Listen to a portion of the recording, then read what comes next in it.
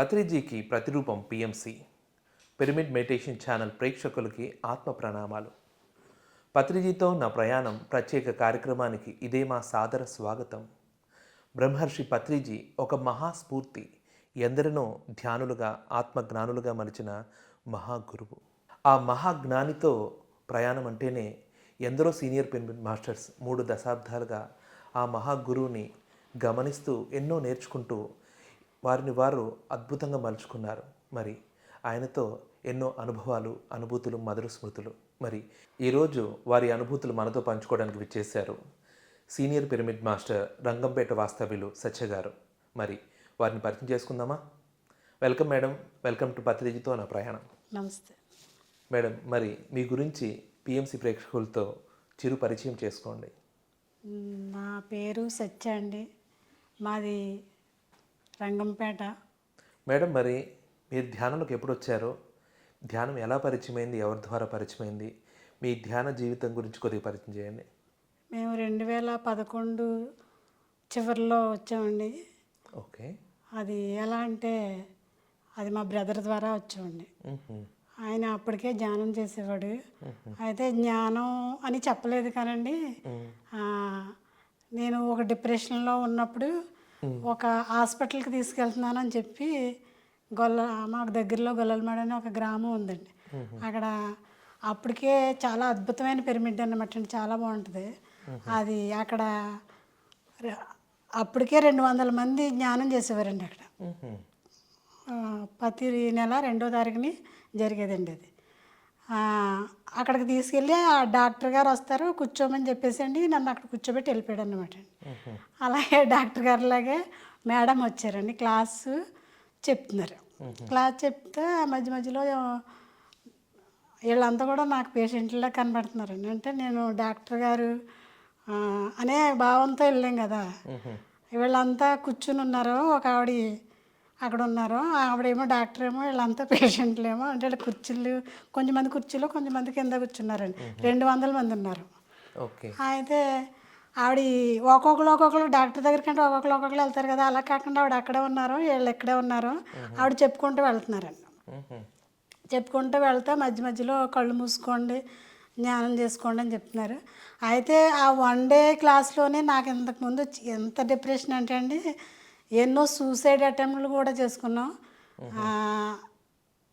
ఒక మెంటల్ హాస్పిటల్కి తీసుకెళ్ళి పెట్టి పరిస్థితిలో ఉండి అక్కడికి వెళ్ళామన్నమాట. అక్కడికి వెళ్ళినప్పుడు నాలో ఉన్న ఎన్ని భయాలు అయితే ఉన్నాయో అన్ని భయాలకి ఒక్కరోజే సమాధానం వచ్చిందండి అక్కడి నుంచి.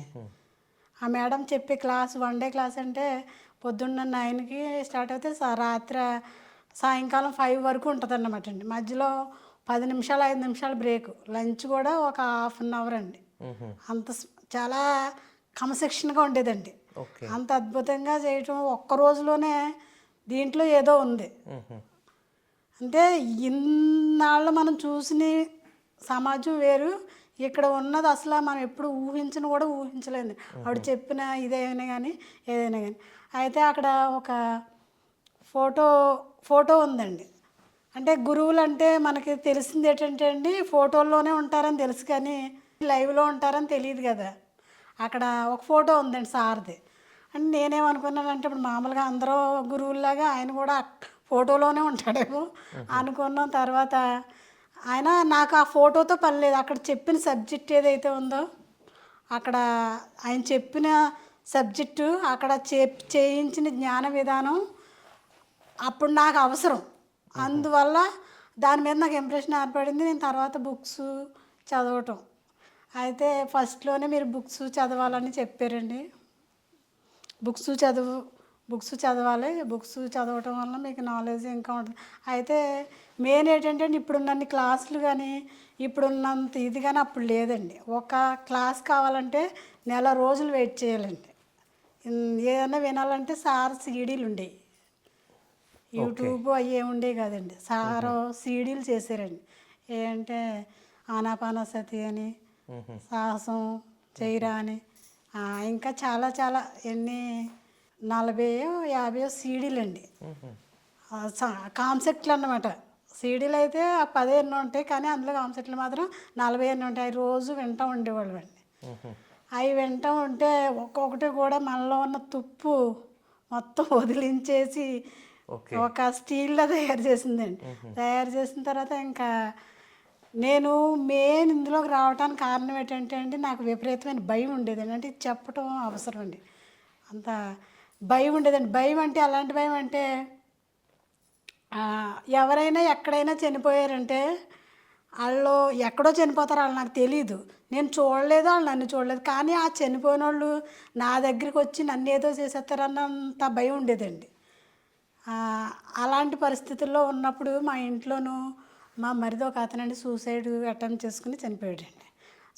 ఎక్కడో చనిపోతే సూసైడ్ అటెంప్ట్ ఎక్కడో చనిపోతే ఇక్కడ నా పరిస్థితి ఎలా ఉంటే నా ఇంటి దగ్గరే నాకంట చిన్న పిల్లోడు సూసైడ్ అటెంప్ట్ చేసి చనిపోయిన తర్వాత ఆ శవాన్ని తెచ్చి నా ముందెట్టి నన్ను దాని దగ్గరగా పెడితే నా పరిస్థితి ఎలా ఉంటుందండి. అంటే దాన్ని జీర్ణించుకునే శక్తి నా దగ్గర లేదు. ఓకే. అలాంటి టైంలో నేను ఇంకా భయంకరమైన డిప్రెషన్ అనమాట అండి. వాళ్ళ దగ్గర ఉన్నా కూడా వాళ్ళకి బరువు అలాగా మినిమం ఒక 6 నెలలు అండి. ఓకే.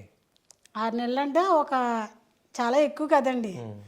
ఎవడి ఇంట్లో ఏదన్నా జరిగిందంటే 1 నెలకి 2 నెలకి రికవర్ అవుతారు. ఇంకా రికవర్ అవటం మాట వాళ్ళకి పక్క వాళ్ళందరికీ ఒక నరకాన్ని సృష్టించేసింది అనమాట. ఎలా అంటే నేను పడుకోను, మీరు కూడా పడుకోవద్దు, ఓకే, ఎవరో పడుకోవద్దు, అలా కూర్చుని ఉండాలని చెప్పింది. ఇది ఇలా జరుగుతూ ఉండగానే ఒక 6 నెలలకే మూలిగే నక్క మీద తాటిపండు పడిందని చెప్తారు కదా సామెత, మీకు తెలియదేమో. సామెత అన్నమాట అండి అది. మూలిగే నక్క మీద తాటిపండు పడిందంటే ఒక కష్టంలో ఉండగా ఇంకో కష్టం వచ్చిందట్టుగా. మా ఆడపడుచు ఇంకొక అమ్మాయి అండి హెల్త్ బాగోక చనిపోయింది. ఓకే. వాళ్ళిద్దరు కూడా నాకంటే చిన్నోళ్ళు. ఓకే. అది నాకు ఇంకా బాధాకరం కాదండి, భయంకరం. బాధ కూడా, బాధ అంటే కొంచెం పర్లేదు, బాధ కాదు భయం.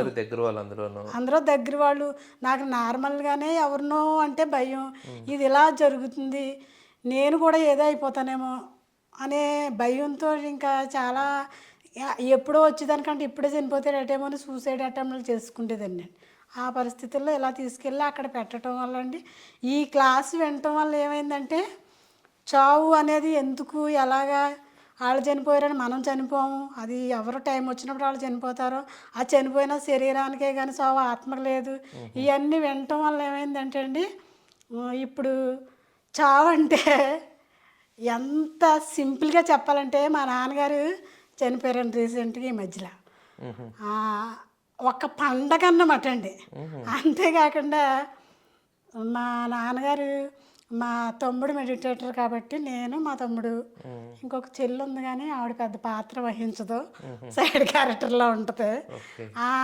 మా తమ్ముడు కూడా మెడిటేటర్ కాబట్టి మా నాన్నగారు అంత్యక్రియలు నేను చేశానండి. అంత్యక్రియలు అక్కడ చేస్తారు కదా కార్యక్రమం. ఎక్కడంటే ఇంటి దగ్గరికి వచ్చిన తర్వాత కదండి, శ్మశానం దగ్గర ఒక హిందూ సాంప్రదాయం ప్రకారంగా ఏవైతే చేస్తారో అవన్నీ నేను దగ్గరుండి చేశాను. అది కూడా భయం కాదు, ఒక పండగలాగా. అది ఎలా వచ్చింది, ఒక జ్ఞానం వల్ల. జ్ఞానం చేస్తే అంత పెద్ద పెద్ద సమస్యలే పోయినప్పుడు ఈ మనకున్న సమస్యలే, మనిషికి భయాలు వేయండి, 2 భయాలు, ఒకటి చావు, ఇంకొకటి ఏంటి ఆహారం అది దొరకదేమో, ఆర్థిక పరిస్థితులు, అంతే కదా. ఇందులోకి వచ్చిన తర్వాత మేమేమి రిచ్ కాదు, కానీ ఎంత వైభోగం అంటే అండి, ఒక ఎమ్మెల్యే గారి పక్కన సీట్ వేసి కూర్చోబెడతారు. ఆయన ఎక్కడ, మనం ఎక్కడ అంటే సార్ వసుదైక కుటుంబం అని చెప్పటం కాదండి, నిరూపించి చూపించారు. అక్కడ ఎవరో ఒక విఐపి కౌంటర్లు ఉంటాయండి, ఎక్కడికైనా వెళ్తే మనకి విఐపి కౌంటర్లు ఉంటాయి, కానీ అక్కడ విఐపీలు ఉంటారు. నిజంగా నిజమైన వసుదైక కుటుంబం చూడాలంటే అండి జ్ఞానం వల్లే సాధ్యం అండి. ఇంకొకటి ఏంటంటే నేను ఇందులోకి వచ్చిన తర్వాత అంటే భయం గురించి, నా భయం అది ఎలా ఉండేది, అలాగే భయం పోగొట్టుకోవడానికి కాదండి, అంటే పోగొట్టుకోవచ్చు, పోగొట్టుకోలేక జీవితాలు నరకాన్ని చేసుకునే వాళ్ళు ఉన్నారండి. పోగొ చిన్న చిన్న విషయాలకి సూసైడ్ అటెంప్ట్ల దాకా వెళ్తున్నారు. కానీ మరి దీన్ని నేర్చుకోవటం వలన ఆ, ఎంతైనా చేయొచ్చండి. అంటే తర్వాత మేము ఒక ధ్యానం చేసుకున్న ఒక 1 ఇయర్లోనే సేతు బాలకృష్ణ గారు కాకినాడలో సేతు వర్క్షాప్ పెట్టారండి. 3 డేస్ క్లాసు. మేము అప్పటికి జ్ఞానంలోకి వచ్చాం కానండి, సాధన తక్కువ, తిరగటమే. ఎలా అంటే ఈయన మా తమ్ముడు ఇంత ముందే జ్ఞానం చేసి ఉన్నాడు. ఆయన ఇక రావటంతో మొత్తం బయట వర్క్స్ అన్నీ వదిలేశారండి. దీంట్లోనే ఒక వెహికల్ ఆటో తీసుకునండి, ఇంకా ఎక్కడైనా ఏదన్నా చిన్న చిన్న కార్యక్రమాలు అప్పట్లో చాలా తక్కువ అంటే కార్యక్రమాలు తక్కువ ఉండేయండి. ఉన్న కార్యక్రమాలన్నా ఒక 30 మంది ఉంటే చాలా ఎక్కువ అండి. ఓకే. అప్పుడులా ఉండేది కాదు. 30 మంది ఉంటే చాలా ఎక్కువ, పెద్ద పెద్ద ప్రోగ్రాంలా ఉండేది. ఆ టైంలో ఎవరైనా వస్తారంటే తీసుకెళ్ళటం, మళ్ళీ అక్కడ నుంచి తీసుకొచ్చి అప్పచెప్పటం అలా ఉండేది. మాకు ఆయన ముందు రావటం వల్ల ఎలాగంటే అండి, మా తమ్ముడు వాళ్ళ ఫ్యామిలీ, మా అమ్మ నాన్న మా తమ్ముడు చెప్పినట్టే వింటారు. తర్వాత మేము కూడా ధ్యానం చేస్తున్నాం కాబట్టి మా ఆయన కూడా మేము చెప్పినట్టే వినటం. మా పిల్లలు చిన్న పిల్లలప్పుడే ఇందులోకి వచ్చారు కాబట్టి వాళ్ళు కూడా శాకాహారులే. వాళ్ళు కూడా చిన్న చిన్న పిల్లలప్పటి నుంచే అవి పట్టుకునండి తిరిగేవారు అన్నమాట. ర్యాలీలో. అంటే మీ ద్వారా మీ తమ్ముడు వచ్చారు? మా తమ్ముడు ద్వారా మేము వచ్చాం. ఓకే. ఓకే. మా తమ్ముడు వచ్చాడండి. మా తమ్ముడు తర్వాత ఆయన ద్వారా మేము తెలుసుకున్నాం. నా ద్వారా మా ఆయన గారు తెలుసుకోవడం జరిగింది. ఆయన అయితే ఇంకా ఎక్కువగా ప్రచారం అండి. మేము ప్రచారంలో ఉంటాం, ఆయన సేవలో ఉంటారండి. ఎక్కడైనా ఇంకా సేవ ఉందంటే ఒక 6 నెలలైనా అక్కడ ఉండిపోతాడండి. ఇక్కడ మొన్న పేరవారాన్ని 6 నెలలు అదేంటది అఖండ ధ్యానం పెట్టారు కదా, 6 నెలలు ఎక్కడ ఉండిపోయాడండి ఆయన. A to Z అన్ని పనులు విశేషంగా సేవ చేస్తారనమాట. మేమైతే ఈ పట్టుకుని ఎక్కడంటే అక్కడికండి, ఎవరు ఏమంటే అనుకోనివ్వండి, ఎందుకో తెలీదు అది చెయ్యాలి. అది వెళ్ళలేని పరిస్థితి వచ్చిందంటే చాలా బాధ అనిపిస్తుంటుంది. ఏదో ఎంత పని ఉన్నా కూడా ఆ టైంలో కనీసం ఆ లాస్ట్ టైంలోనే వెళ్ళి ఒక అరిపరిసి వచ్చేయాలి. ఓకే. ఓకే. ర్యాలీలో అటెండ్ అవ్వడం మీకు చాలా ఇష్టం? ర్యాలీలో అటెండ్ అవ్వడం చాలా ఇష్టం అండి. ర్యాలీలు అలాగే నిర్వహించడం ఇవన్నీ కూడా చాలా అద్భుతం అన్నమాట అండి. Okay madam. మరి పత్రిజీని మీరు ఫస్ట్ టైం ఎప్పుడు చూసారు, ఎక్కడ చూసారు? అలాగే ఆయన ఫస్ట్ టైం చూసినప్పుడు మీ ఫీలింగ్ ఏంటి? సార్ని 2013లోనండి కట్టల్లో చూశానండి. మేము 2011లో చివరిలో వచ్చాం. కానీ మాకు అప్పుడు జ్ఞానమహాయజ్ఞం వైజాగ్లో జరిగింది. అది చివరిలో రావటం వల్ల ఆయన గురించి మనకేం తెలియదు, ఇలా ఉంటే అలా ఉంటే ఏం తెలియదు కదా, అప్పుడు వెళ్ళలేదండి. 2012లో కూడా హైదరాబాద్ అంటే మాకు అప్పుడు చాలా దూరం అండి, ఇప్పుడంటే దగ్గర అయిపోయింది. అది అక్కడ ఓకే. సరే. అది దగ్గరగా ఉన్నట్టు అంటే వెళ్ళటం రావడంలో దగ్గరగా ఉన్నట్టు ఉంది. కానీ హైదరాబాద్ అంటే చాలా పెద్ద హెవీ ప్రయాణం అన్నమాట అండి మాకు. నేను వెళ్ళి ఫస్ట్ టైం చూసి వస్తాను, అక్కడ ఎలా ఉన్నాయో ఏంటో, నెక్స్ట్ ఇయర్ జరిగినట్టు మీరు వద్దురుగానిలే అనేసి 2012లో తీసుకెళ్ళలేదండి. అయితే ఆయన వెళ్ళి వచ్చాడు, కానీ చాలా అద్భుతంగా జరిగింది అని చెప్పాడండి. తర్వాత అప్పటి నుంచి సారు అంటే గురువు గారు ఫోటోలో కాదు నిజంగా ఉన్నారని తెలుసుకున్న తర్వాత చూడాలనే తపన ఉండేదండి. కానీ మాకు 2013 వరకు కూడా భాగ్యం దక్కలేదు. 2013లో వెళ్ళామండి. వెళ్ళేటప్పటికి సార్ అంటే ఏదో ఒక ఎలాగో ఉంటారు అనుకున్నా, కానీ మామూలుగానే స్కూటీ మీద విల్లాస్లోంచి స్టేజ్ దగ్గరికి వెళ్తా ఆ మధ్యలో స్కూటీ మీద కూర్చుని ఆగి మాట్లాడుతున్నారు అన్నమాట అండి. మాట్లాడుతుంటే అదిగో సార్ అని చూపించినప్పుడు నేను ఇంకా అలా చూస్తూ ఉండిపోతున్నాను అనమాట అండి. ఆయన మాట్లాడుతున్నారు, చుట్టూరు జనం ఉన్నారు, కానీ నేను దూరంగా నుంచుని చూస్తున్నాను. తర్వాత స్కూటీ ఎవరో వచ్చి తీసేసుకున్నారు. ఆయన స్టేజ్ దగ్గరికి నడుచుకుంటూ వెళ్తున్నారండి. మేము చిన్నప్పుడు సత్యసాయిబాబా డివోటీ దగ్గర ఉండేవాళ్ళం అండి. నాకు ఆ బాబా గారు నడిస్తే ఎలా ఉంటుందో అలా అనిపించింది. ఓకే. సత్యసాయిబాబా ఉండేవారు కదండి, ఆయన నడిస్తే ఎలా ఉంటుందో ఆయన నడుచుకుని వెళ్తున్నట్టుగా నాకు స్టేజ్ మీద కనిపించింది అన్నమాట. నాకు బాబా గారిని లైవ్లో చూడలేదండి నేను, కానీ ఇష్టం. ఆయనని మేము ఉన్నప్పుడు ఉన్నాడు ఆయన, కానీ చూడలేదని ఒక భావన ఉండేదండి నాకు. చాలాసార్లు వెళ్దాం వెళ్దాం వెళ్దాం అనుకుంటా చిన్న వయసు నుంచి కూడా మాకు అవకాశం ఉందండి. ఎందుకంటే మా వాళ్ళంతా అందులో ఉన్నారు కాబట్టి వెళ్ళటానికి వాళ్ళు వెళ్ళేవాళ్ళు వచ్చేవారు. కానీ మాకు అవకాశం ఉంది వెళ్ళలేదు. కానీ నాకు తర్వాత బావగారు బాడీ వికెట్ చేసిన తర్వాత నేను ఎందుకు లైవ్లో చూడలేకపోయాను అని నాకు బాధ ఉండేదండి. అది సార్ని చూసినప్పుడు అదంతా పోయిందన్నమాట అండి. ఓకే. ఒక బాబా గారిని చూసినట్టు నాకు అనిపించింది. ఓకే.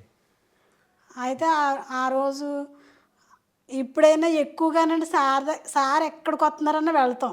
కానీ వెళ్ళి మీద పడిపోవడం ఇష్టం ఉండదండి నాకు. ఆయన కానీ నలిగిపోతాడేమో అనిపిస్తుంది. అందరూ వెళ్ళి మీద ఇలా పడిపోయి అలా నొక్కేసి ఇలా పడిపోతుంటారు కదా, ఎందుకు అలా చూసుకోవచ్చు కదా, ఎందుకు మీద పడిపోతారు అనిపిస్తూ ఉండేదండి నాకు. బాగుందండి. మరి పత్రి సార్ అంటేనే మహాజ్ఞాని. మరి ఆయన ఎన్నో వేల పుస్తకాలు చదివి వాటి సారాన్ని మనకు ఏ విధంగా అయితే అర్థమవుతుందో ఆ విధంగా అందుబాటులో తీసుకొచ్చారు. ఆయన రాసిన పుస్తకాల్లో మీకు ఎక్కువగా ప్రేరణ కలిగించిన పుస్తకం గురించి వివరించండి. జ్ఞాన మార్గం బుక్ ఉందండి సార్ది. జ్ఞాన మార్గం అది ఎంత సింపుల్గానంటే అండి, ఒక 2 పేజీల్లో భగవద్గీత అంతా ఉంటుందండి. దాంట్లో ఒక 2 పేజీల్లో భగవద్గీత అంతా ఉంటుంది. ఒక 2 పేజీల్లో వేమన అంతా ఉంటుంది. ఒక పేజీలో బాబా ఉంటుంది. ఒక పేజీలో షిరిడి సాయి ఉంటుంది. ఇంత చిన్న పుస్తకం చదివితే ఆయన చదివిన 1,00,000 పుస్తకాల నాలెడ్జ్ అందులో ఉంటుందండి. నిజంగా ఇది మనిషికి సాధ్యమా అనిపిస్తుందండి అది. కానీ చాలా సింపుల్ వర్డ్లో ఆ బుక్ చదవాలంటే ఒక రోజులో చదివేయచ్చండి. కానీ అది అర్థం చేసుకోనికి జీవితకాలం సరిపోదండి ఎవరికైనా. జ్ఞాన మార్గం బుక్ చాలా అద్భుతమైన బుక్ అండి. వండర్ఫుల్ అండి. నా దగ్గర అది ఎప్పుడు ఉంటుందండి. ఎందుకంటే అది ఒక 2 పేజీలు చదివేటప్పటికి ఆ టైంలో మనకి ఏం అవసరమో అది ఖచ్చితంగా దొరుకుతుందండి అందులో. అది ఎప్పుడు చదివినా దాని నుంచి నేను కొత్తదనాన్ని చూడగలుగుతాను. నా నాలెడ్జ్ పెరిగే కొద్దీ దాని నా అర్థం మారిపోతుంటుంది. ఓకే. మన పరిపక్వత పెరిగే కొద్దీ, మన అవగాహన పెరిగే కొద్దీ దాంట్లో అర్థమయ్యే సారం కూడా మారిపోతుంది అనమాట. వండర్ఫుల్ అండి. మరి పత్రి సార్ స్త్రీలకు పెద్దపీట వేస్తారు. మామూలుగా మన పిరమిడ్ స్పిరిచువల్ సొసైటీస్లో ఏ క్లాస్ పెట్టినా అక్కడ లేడీస్ ఎక్కువ ఉంటారు. అలాగే ఏ కార్యక్రమంలో సర్వీస్లో కూడా లేడీస్ ఎక్కువ ఉంటారు. మరి అలాగే ధ్యాన మహాచక్రాలు కూడా మహిళా ధ్యాన మహాచక్రాలుగా మలిచారు. స్త్రీ చైతన్యమే ఈ భూమండలం మీద పెరగాలని ఇది పెట్టాను అన్నారు. మరి దాని మీద మీ క్లారిటీ అండి. స్త్రీ అంటే అద్భుతం అండి. స్త్రీ అంటేనే అద్భుతమే. ఎంత అద్భుతం అంటే దాని గురించి ఎన్ని చెప్పుకున్నా కూడా తక్కువే అండి. అది మన మాటల్లో స్త్రీ గురించి ఆయనకి అర్థమైందండి. ఆయన చెప్పగలిగాడు. దాని గురించి నేనైతే ఏం చెప్పలేనండి. కానీ ఆయన పెద్దపీఠం వేసాడంటే ఇప్పుడు ఎక్కడైనా కూడానండి ఒక గుడికి వెళ్ళిన స్త్రీలు ఎక్కువ ఉంటారండి. ఎక్కువ అంటే వాళ్ళు ఎక్కువ దుఃఖం స్త్రీలో ఉంటుందండి. అంటే పురుషుల్లో లేదు అని కాదు, వీళ్ళకున్న భావోద్రేకాలను బట్టి ఉంటుంది. ఒక గుడికి వెళ్ళినా, ఒక చర్చికి వెళ్ళినా, ఎక్కడికి వెళ్ళినా ఎక్కువ స్త్రీయే ఉంటుంది. ఆయన అది గుర్తించాడేమో వీళ్ళలో ఉన్న దుఃఖాన్ని అనిపించదండి. ఆయన దగ్గరికి వెళితే ఎంత దుఃఖం అన్నా మాయమైపోద్దండి. ఎంత దుఃఖంతో వెళ్తామా అసలు అది ఏమైపోద్దో కూడా నాకు ఒక్కొక్కసారి ఊహించుకుంటే అది ఎలా సాధ్యం అనిపిస్తుందండి. ఆయన నిజంగా స్త్రీ పాలిట ఒక వరం అండి. నిజం కదండి. లేడీస్ అందరూ వంట రూమ్ వరకు పరిమితమైపోయే వాళ్ళు ఇప్పుడు ఒక్కొక్కరిని చూస్తుంటే బయటకు వచ్చి ఎంత అద్భుతమైన పిరమిడ్స్ నిర్మించి విశేషమైన సేవ చేస్తుంటే అసలు ఈయన రాకపోతే వీళ్ళందరూ వంట రూమ్లో కూర్చునే వాళ్ళు కదా అనిపించేది. అసలు పిరమిడ్ స్పిరిచువల్ సొసైటీస్లో మామూలుగా ఒక మనిషి, అతను కుటుంబం, అతని బంధువుల వరకు ఉంటాడు. ఈ సొసైటీలో చూస్తే పిరమిడ్ సొసైటీలో పత్రి సార్ ఈ విశేషమైన ధ్యానుల ద్వారా ఒక ఊరు కాదు, ఒక మండలం కాదు, ఒక జిల్లా కాదు, ప్రపంచవ్యాప్తంగా ఎందరో పిరమిడ్ మాస్టర్స్ వారి సొంత ఇంట్లో వాళ్ళు కలిసినట్టు కలుసుకుంటాం. ఈ వసుదైక కుటుంబం లాంటి పిఎస్ఎస్ఎం చూస్తే మీకు ఏమనిపిస్తుంది? ఇది నిజంగా వసుదైక కుటుంబం అండి. నేను అనుభవించి చెప్తున్నానండి ఇది. ఎందుకంటే ఒక గ్రామానికే కాదు, మీరు విదేశాలకు వెళ్ళినా కూడా ఇదే ఆత్మీయత అండి. నేను చూస్తున్నాను. ఇప్పుడు ఫస్ట్లో మేము ఈ లోకల్లో ఒక మండలంలో చేసేవాళ్ళం అనుకోండి, అక్కడికి వెళ్ళేటప్పుడు వాళ్ళు ఏదో మనం ఒక దేవుడు వచ్చేవన్నంత ఫీలింగ్ తోటండి. ఈ పూట మా ఇంటి దగ్గర అన్నం తిన్నారనుకో, ఈరోజు మా ఇంటి దగ్గర టీ తాగండి, సాయంకాలం మా ఇంటి దగ్గర బ్రేక్ఫాస్ట్ తీసుకోండి. ఈ అంటే 3 పూటలు వాళ్ళ ఇంటికాడ తినేస్తే దేవుళ్ళు వాళ్ళ ఇంటి దగ్గర ఉండిపోతారు అన్నంత ఆత్మీయత అండి. ఎవరితో మన బంధువుల దగ్గరికి వెళ్తే అది ఉండదండి. ఎందుకంటే మన బంధువులు వేరు, చుట్టాలంటే ఆ రిలేషన్స్ వేరే ఉంటాయండి. అవునండి. ఈ ఓ ఒక ఊరు వెళ్ళామంటే ఒక 10 మంది మాస్టర్స్ ఉంటారు కదండి. అవునండి. వాళ్ళు ఏం చేస్తూ ఉంటారంటే ఈ పూట మా ఇంటి దగ్గర తినండి ప్లీజ్ ప్లీజ్, అది బతిమాలి బతిమాలి. అంతే కదా మేడం. వాళ్ళు పాపం వాళ్ళకి ఒకటే బెడ్ ఉంటుంది, అయినా సరే వాళ్ళు కింద అడుగున బెడ్ మనకి ఇస్తూ ఉంటారు. ఎస్. అది ఎలా సాధ్యం అంటే నేను ఈ ఈ మధ్యలో ఈ మధ్యలో కదండి, ఇలా హైదరాబాదే కాదు, బెంగళూరే కాదు, మన బెంగళూరు వెళ్ళామండి మన ఆగస్టు 15కి. అక్కడే కాదు ఎక్కడైనా కూడానండి, ఒక పాంప్లెంట్ పట్టుకుని వెళ్ళామంటే ఒక రాజకిరీటం పెట్టుకుని వెళ్ళినట్టు అండి. పత్రి గారి పాంప్లెంట్ మన దగ్గర ఉందంటే ఇంకా మనకి ఏం అక్కర్లేదండి, ఇంకేం అక్కర్లేదు అన్నమాట. ఒక రాజముద్ర పట్టుకుని వెళ్తే ఎలా ఉంటుందో అంత ఎంత వైభోగం అంటే మా నా స్థాయికి అడుగు పెట్టదగ్గవలసిన ప్లేస్లే నేను వెళ్ళలేదండి. ఎక్కడికి వెళ్ళినా వాళ్ళు ఏంటి వాళ్ళ అసలు అడుగు పెట్టడానికి కూడా సరిపోమన్నమాట అండి నా భావన అది. ఎందుకంటే డబ్బు మన భౌతికంగా చూసేది అదే కదా, వాళ్ళు కోటీశ్వర్లండి. మనం వెళ్తే వాళ్ళకి మరి మనల్ని సోఫా మీద కూర్చోబెట్టి వాళ్ళు పరుగులెట్టేసి అంటే మనం వచ్చేటోడికి వాళ్ళు కంగారు పడిపోయి పని చేసేస్తున్నారండి. 10 మందితో పని చేయించుకునేవాళ్ళు. అంటే ఆయనకి అది మనల్ని చూసి కాదండి, ఆ మహానుభావుడు మార్గాన్ని, ఆయన చెప్పిన సత్యం ఏదైతే ఉందో ఆ సత్యాన్ని చూసండి. అది మనం ఏదో వస్తే మనల్ని చూసి కాదండి, మరి అది ఆయన చెప్పిన మార్గానికండి. అందరూ బాహ్య ప్రపంచంలో కులము మతము లేని ఉన్నతత్వం అనే భేదాలు ఉంటాయి. పిరమిడ్ సొసైటీలో అంత సమానంగా కలిసిపోయి ఆడుతూ పాడుతూ ఒకరినొకరు ఎంతో ఆప్యాయత ఇచ్చుకుంటారు కదా మేడం. ఓకే మేడం, మరి పత్రి సార్ విషయానికి వస్తే పిఎస్ఎస్ఎంలో ధ్యానానికి ఎంత పెద్దపీట వేశారో శాకాహారానికి అంత పెద్దపీట వేశారు. నువ్వు ధ్యానం చేయకపోయినా పర్లేదు, శాకాహారి బాబు, నువ్వు శాకాహారం అయితేనే నేను మానవుడిని చెప్పుకునే అర్హత ఉంది అని చెప్తూ, మరి అందరు గురువులు ధ్యానం చేసుకో, సాధన చేసుకో, శాకాహారిగా ఉండని చెప్తారు, అంతవరకే. ఈయన ఇంకా ర్యాలీలు చేయి, ఊరు వాడు చైతన్యాన్ని పంచు అని చెప్తున్నారు. దాని మీద మీ స్పష్టత మేడం. నాకు అదే బాగా కనెక్ట్ అయింది. ఓకే. ఎందుకంటే జ్ఞానం చెయ్యి, అది నీకు, శాకాహారం చెయ్యి, అన్ని జీవులకి దాని ఉపయోగపడుతుంది. నువ్వు ధ్యానం చేసినా చేయకపోయినా నాకు సంబంధం లేదు. అది శాకాహారంగా ఉండటం వల్ల కొన్ని జీవులు రక్షించబడతాయి. అదే మనం తినకపోతేనే కొన్ని జీవులు రక్షించబడితే ఇంకా మనం ఆ ప్రయత్నాన్ని ముందుకు తీసుకెళ్ళటం వల్ల ఎంతో కొంతమంది మారుతారు కదండి ఖచ్చితంగా. అది ర్యాలీల్లోనండి చాలా హయ్యర్ ఎనర్జీ ఉంటుందండి. అది చేసే వాళ్ళకి తెలుస్తుంది. ఆ టైంకి ఎండ కాసేస్తూ ఉంటుందండి విపరీతంగా, కానీ మనం తిరిగేటప్పుడు చల్లగా అయిపోద్ది. ఓకే. చల్లగా అయిపోద్దండి. మన లోపల ఒక్క మాట మాట్లాడలేనంత నీరసంగా ఉంటుంది. అక్కడికి వెళ్ళేటప్పటికి మౌత్ అక్కర్లేదు, ఆ వాయిస్ మన లోపల ఉన్నది కూడా పోతుంది. ఓకే. ఆల్రెడీ మన ఈ గొంతుకి ఇన్ఫెక్షన్ ఏదన్నా ఉంది, మేము అక్కడ ర్యాలీ అంటే కేకలే కదా, కేకలు అంటే అట్లా ఆవేదన అండి, అది మన ద్వారా వ్యక్తపరచబడుతుంది అక్కడ. ఒక మూగజీవులు ఆవేదన అనేది ఏదైతే ఉందో ఆయన గుర్తించేటండి దాన్ని, అది మన ద్వారా వ్యక్తించబడుతుంది. అప్పుడండి మనం ఎండలో వెళ్తుంటేనండి గొడుగు పట్టినట్టు ఉంటుందండి. నేను ఎన్నోసార్లు ఆ అనుభవాన్ని చూశాను. లాస్ట్లో చక్కగా వర్షం కూడా పడుతుందండి. ఆ వర్షంలో ప్రశాంతంగా సైలెంట్గా నడుచుకుని వెళ్తుంటే నిజంగా మూగజీవులు ఆశీర్వదించినట్టు కనబడతాయండి. ఆయన అది గమనించి చెప్పాడేమో అనుకుంటాం.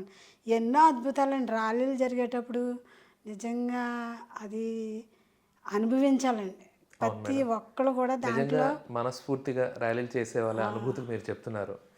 అంటే మీరు ర్యాలీలు చేయడంలో మీ యొక్క అటువైపు ఇంట్రెస్ట్ ఎందుకు మళ్ళింది? ర్యాలీల విషయంలో మీకు కొద్ది క్లారిటీ ఇంకా పంచుకోండి. ర్యాలీలు చేయటంలో అనుభూతి అంటూ ప్రత్యేకంగా కష్టపడి తీసుకున్నది ఏం కాదండి. ఆ మార్గం ముందే వేసి ఉన్నది కాబట్టి నాకు వెళ్ళటానికి ఈజీగా అనిపించింది. నాకు అది నచ్చి ఇంక దాంట్లోనే ఉండిపోవడం జరిగింది. మీ గ్రూప్ ఎంతమంది ఉన్నారు? మామూలుగా ఎక్కడెక్కడ ర్యాలీలు రెగ్యులర్గా చేస్తుంటారు? ఎక్కడెక్కడ అంటే అండి, మాకు రంగంపేటలో ఒక 1 ఇయర్ వారానికి ఒకసారి చేసేవాళ్ళం అండి. ఒక 1 ఇయర్ వారానికి ఒకసారి, ఎంతమంది ఉంటే అంతమంది, అక్కడ ఉన్న బడ్జెట్ని బట్టి. అలాగే ర్యాలీ అంటే ఎంతో చేసేయాలని ఇప్పుడు చెప్తున్నారు కానండి, మేము 10 మంది ఉన్నా చేసేవాళ్ళం అండి. ఓకే. కొన్ని వేల మందితోటే చెయ్యాలని ఏమి ఉండేది కాదు. మేము ఫస్ట్లో తేటగుంటలో ర్యాలీ చేసేటప్పుడు బండి శ్రీనివాసరావు గారు ర్యాలీ స్పెషలిస్ట్ అండి ఆయన. ఓకే. ఆయన వచ్చారు. వస్తే అక్కడ మేము స్టార్ట్ చేసేటప్పుడు ఒక 20 మంది 30 మందితో స్టార్ట్ చేసామండి. అది వెళ్ళేటప్పటికి 200 మంది అయ్యారండి తిరిగేటప్పటికి. ఓకే. అలాగే అక్కడే ఎక్కడానికి కాదు కండి, ర్యాలీలు చేయటం వలన నాకు ఆ జీవ ఏవైతే ఉన్నాయో అవన్నీ ఆశీర్వదించినట్టు ఉంటుందండి అక్కడ. ఓకే.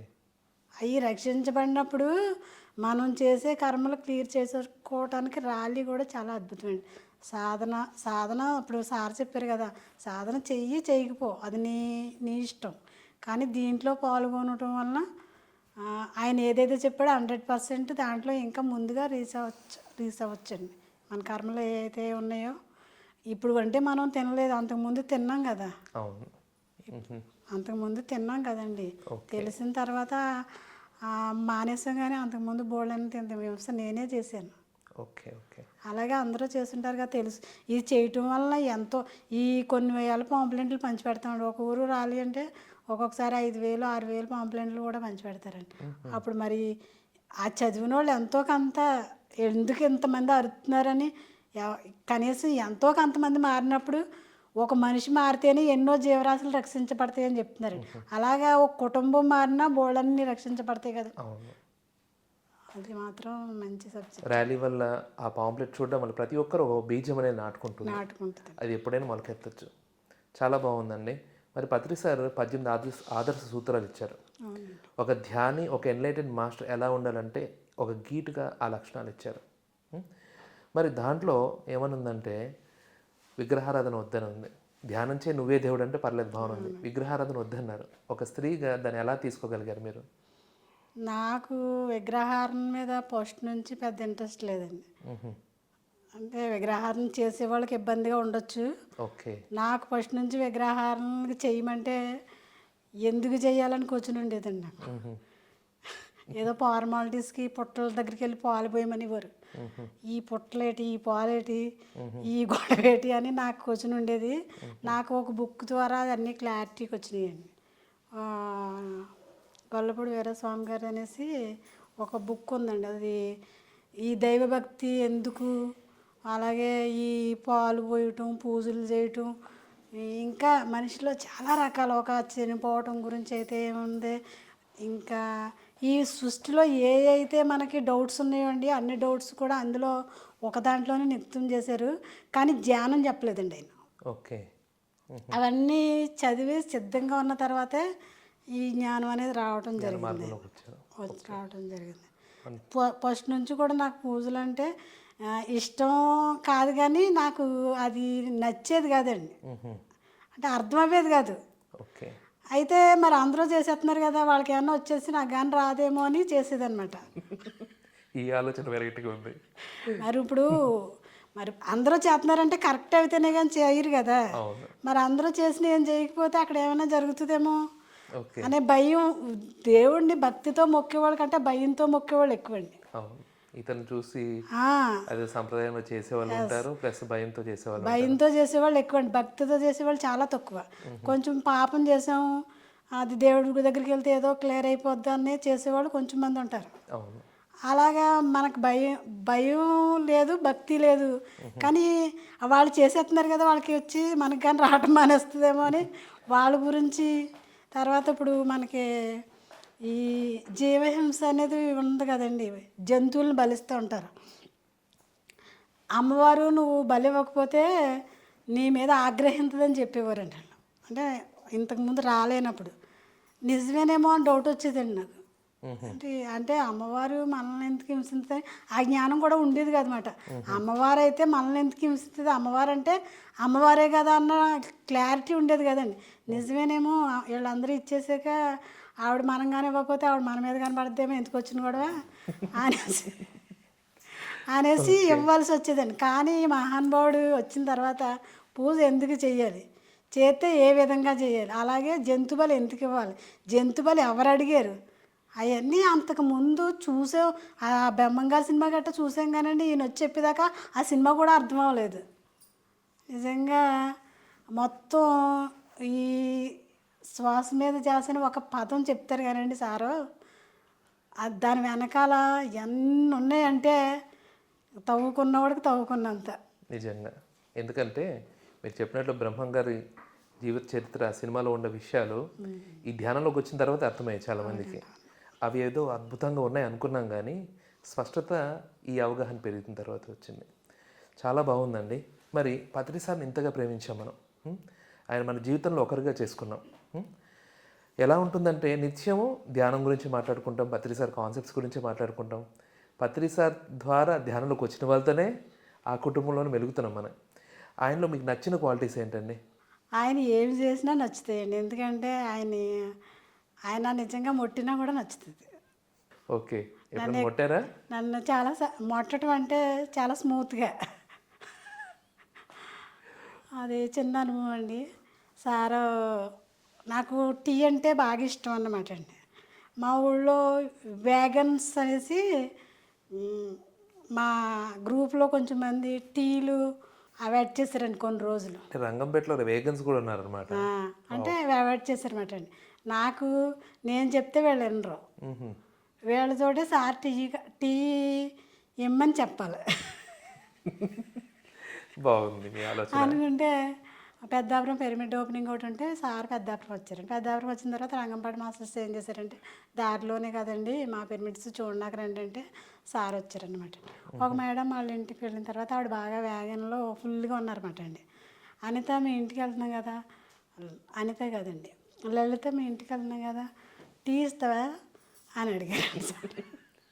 ఓకే. ఈవిడ అయిపోయింది అనుకున్నాను నేను. మరి అందరినీ తినొద్దని చెప్తున్నారు కదా, ఇప్పుడు సార్ అడిగారు కదా ఏం చేస్తారు అనుకున్నాను. అవి వెళ్ళిన తర్వాత సార్ ఇస్తామని చెప్పిందండి. ఇస్తామని చెప్పి కానీ సార్ ఇంటికి వెళ్ళగానే టీ పెట్టారండి. టీ పెట్టి సారే అందరినీ తాగమని ఇస్తున్నారండి. సార్కి ఇవ్వటం మానేసి సారే అందరికీ తాగండి తాగండి తాగండి తాగండి అని ఇస్తున్నారు. ఆ వేగన్స్ కూడా ఇస్తే అందరూ శుభ్రంగా తాగేశారు అన్నమాట. నాకు కూడా ఇచ్చి టింగుమని బట్టి సరేనా మీ ఆలోచన సరే పారిందా అన్నట్లు సరిపోయిందా అని చెప్పి ఆయన ఇలాగా అన్న ఆలోచన ఏదైతే ఉందో నాకు నిజంగా చాలా అద్భుతం అనిపించిందండి. ఏంటి మనం ఇలా అనుకుంటే అలాగే నిజంగా అది ఒక మెరాకిల్ అన్నమాట అండి సార్తో. పత్రి సార్ ఎప్పుడు కొత్త కొత్త కాన్సెప్ట్స్ చెప్తుంటారు. వచ్చిన చోటల్లా కొత్త కొత్త కాన్సెప్ట్ చెప్పకుండా వెళ్ళరు. ఆయన చెప్పేది ఎలా ఉంటుందంటే ఎంతో సరళంగా, సింపుల్గా, ఆహ్లాదంగా ఉంటుంది. ఉపమానాలు కూడా సింపుల్గా ఉంటాయి. ఆయన చెప్పిన కాన్సెప్ట్లో మీకు నచ్చిన కాన్సెప్ట్ గురించి ఒకటి వివరించండి.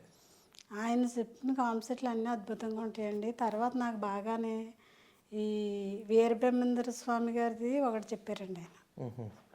సీడీలు అప్పుడు స్టార్టింగ్లోనే సీడీలో చెప్పారండి. అది నేను ఇప్పుడు కూడా అది వింటూ ఉంటానండి. నిజంగా వీరబ్రహ్మేంద్ర స్వామి గారు ఇన్ని చెప్పారా అనిపిస్తుంది. వీరబ్రహ్మేంద్ర స్వామి గారు అంటే మాకు చాలా ఇష్టం అండి. ఆయన కాళికాంబ హంస అనేసి ఆయనే పాడారండి. 1 గంట పోగా ఎంతో ఉంటుంది. నాకు అది బాగా అనిపించిందండి. అది మీకు వివరించి చెప్పడానికి. పత్రి సార్ని మనం లైఫ్లో ఓన్ చేసుకున్నాం. ఎంతగా ప్రేమించామంటే అంతగా ప్రేమించాం. ఆయన మిత్రుడు మనకు. ఆయన లాస్ట్ ఇయర్ బాడీ వికెట్ చేశారు. అప్పుడు మీ ఫీలింగ్ ఏంటి? అప్పుడు నా ఫీలింగ్ అంటే అండి, ఇప్పుడు ఇలాగే పేరవారంలో సేత్ వర్క్ షాప్ జరుగుతుంది 3 days. నాకు సేత్ వర్క్ షాపు జరిగినప్పుడల్లానండి నా లైఫ్ అందులోకి వెళితే నాలో మార్పు వస్తుంది అనే నమ్మకం అండి నాకు. నాకు వెళ్ళడం ఇష్టం ఉండదు. ఎందుకంటే మార్పు మనసు కోరుకోదండి. అంటే మార్పు అనేది ఇబ్బంది ఉంటుందండి. ఒక ఊరు నుంచి ఒక ఊరికి వెళ్ళాలంటే అలా ఇబ్బందో, మనం అలాగే మార్పును కోరుకోవడానికి కూడా ఇబ్బంది అనమాట. సేతు వర్క్ షాప్కి వెళ్ళి 3 days ఉన్నామండి అంటే మన లైఫ్లో చేంజ్ ఉంటుందండి, ఖచ్చితంగా ఉంటుంది. అది మంచి హయ్యర్ ఎనర్జీ ఇది అన్నమాట అండి. పేరవారాన్ని పెట్టారండి. అది పెట్టడం 3 days అయిపోయిన తర్వాత నాకు భయం వేస్తుంది. ఈ క్లాస్ అయిపోతుంది ఏం వినాలా అని. అంటే సారు ఇలాగా అంట అని చెప్తున్నారండి. అంటే షార్ట్గా ఇంకా బయటికి రాలేదు.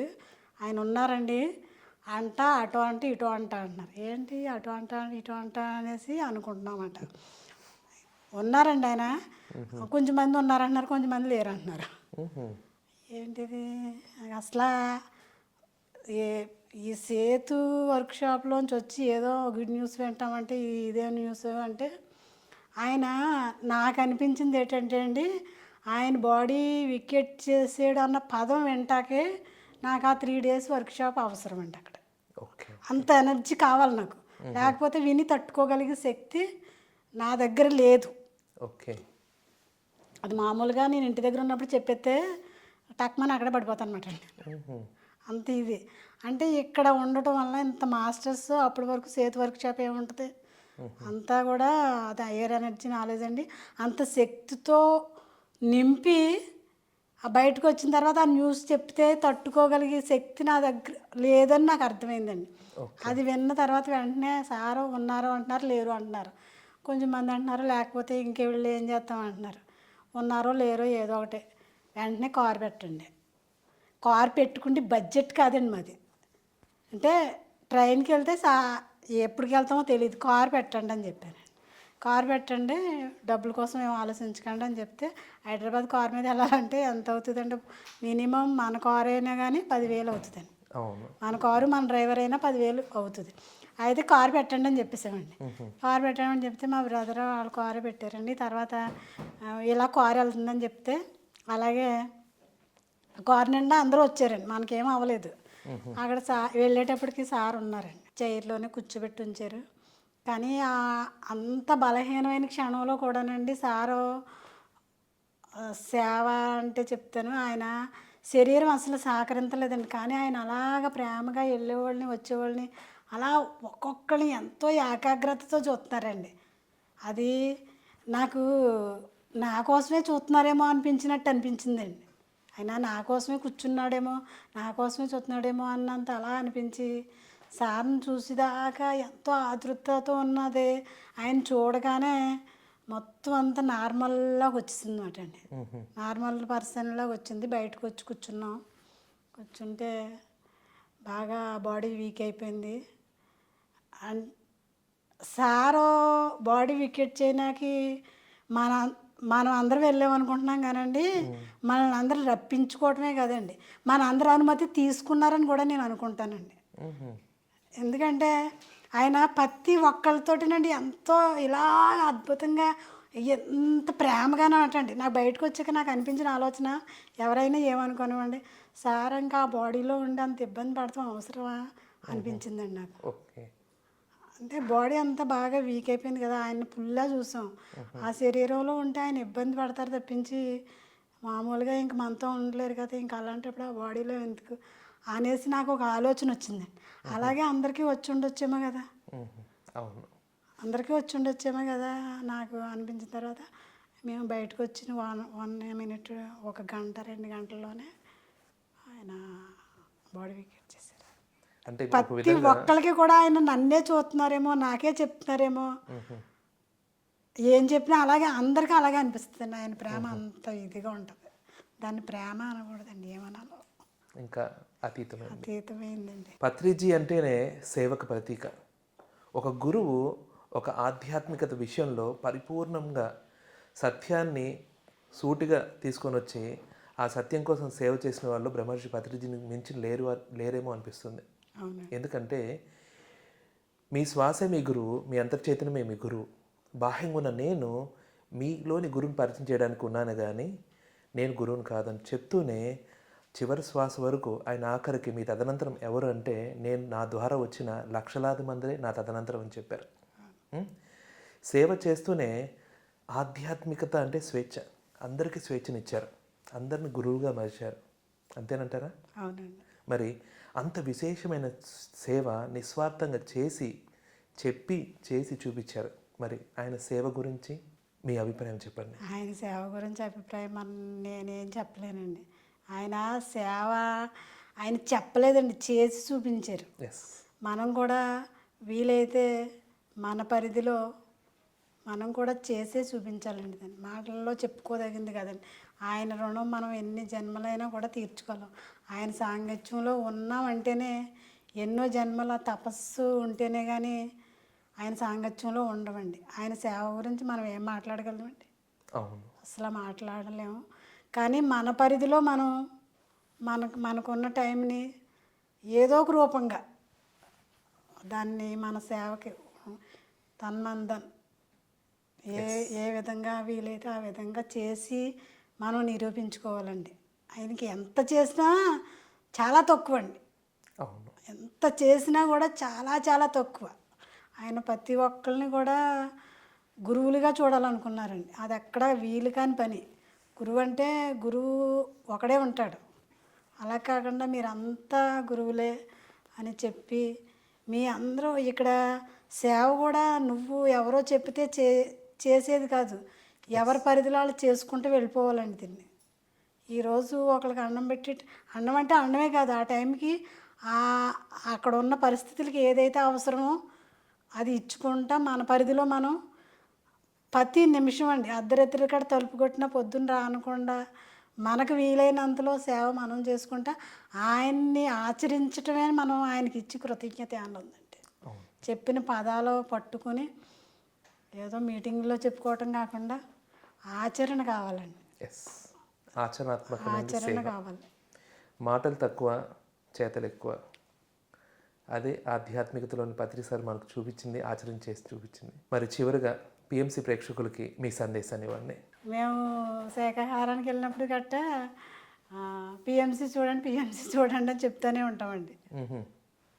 పిఎంసి చూడండి అని ఆ పాంప్లెంట్ మీద ఇప్పుడు పిఎంసి గురించి కూడా వేస్తున్నాం కదండి. వేసి పిఎంసి చూడండి అని చెప్తామండి. పిఎంసి ప్రేక్షకులకి చెప్పడానికి ఏముందండి, జ్ఞానం చేయటం వలన జ్ఞానం సర్వరోగ నివారణి, సకల భోగకారిణి, సత్య జ్ఞాన ప్రసాదిని. ఇంతకు మించి పిఎంసికి ఎన్ని కోణాల్లో ఎత్తుక్కున్నా దాన్నే వెతుక్కోవాలండి. దీంట్లో దొరికినంత సత్యాన్ని ఇంకెక్కడా కూడా మనం వెతకలేము. ఎక్కడ వెతికినా నిజంగా ఈ కరోనా టైంలో పిఎంసి చేసిన అద్భుతాలు ఇంకా అంతా ఇంత కాదండి. అప్పటి వరకు కూడా తిరిగి ఒక్కసారి లాక్ అన్నమాట, పాంప్లెంట్ పెట్టుకుని బయటకు వెళ్తే కొడతారేమో అన్నంత పరిస్థితి వచ్చింది. అలాంటి టైంలో ఏం చేయాలో అర్థం అవ్వలేనప్పుడు పిఎంసి నిజంగా ఒక్కొక్కరిని కూడా నిజంగా మెరాకిల్ అన్నమాట అండి. ఓహో ఎంత ఉందో దీని వెనకాల, ఈ టైం వస్తుందని ఆయన ముందే తెలుసు. అంత చాలా తక్కువ టైంలోనే స్టార్ట్ అయిందండి అది. కరోనాకి ఎంతో చాలా తక్కువ టైంలోనే అప్పుడు యూట్యూబ్ ద్వారా జరిగేది అది. అలా జరుగుతూ ఉంటే పిఎంసి యూట్యూబ్లో వస్తే పెద్ద అద్భుతం అనుకునేవాళ్ళం. అదే శాటిలైట్ అవ్వటం, అదొక అన్ని భాషల్లోనూ ఇది అవ్వటం, ఇది అందరికీ కూడా నిజంగా కైలాసంతో కనెక్ట్ అయిన అన్నమాట అండి పిఎంసి అనేది. ఇంక దీన్ని చూసుకుంటే ఎక్కడికి మనం ఎవరిని ఎత్తుక్కోక్కర్లేదండి. అన్ని క్వశ్చన్లుగా ఆన్సర్ అందులోనే దొరుకుతుంది. దీన్ని మనం ఎవరి పరిధిలో వాళ్ళు దాన్ని డెవలప్ చేసుకుంటూ ఉంటే బాగుంటుంది అనేసి నా అభిప్రాయం అండి. ఓకే మేడం, పత్రికతో నా ప్రయాణం కార్యక్రమంలో మీ అమూల్యమైన అనుభూతుల్ని, మీ అవగాహనని, పత్రిసారి మీద మీ అభిప్రాయాన్ని పంచుకున్నందుకు మీకు మా కృతజ్ఞతలు.